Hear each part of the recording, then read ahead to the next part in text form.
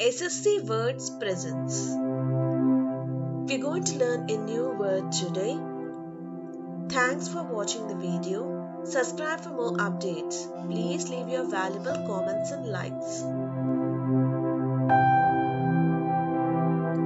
The word we are going to learn is avid. Meaning: active interest and enthusiasm.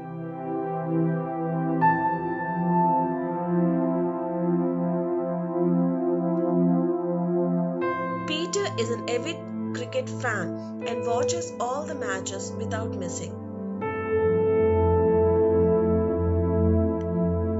He was an avid fiction book reader and completed reading all the fiction books in the nearby library. She was interested in writing articles and an avid reader, so she chose to become a journalist.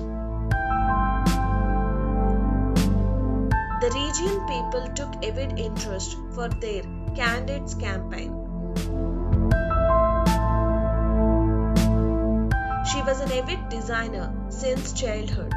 Seeing the interest in her, her dad brought her a sewing machine.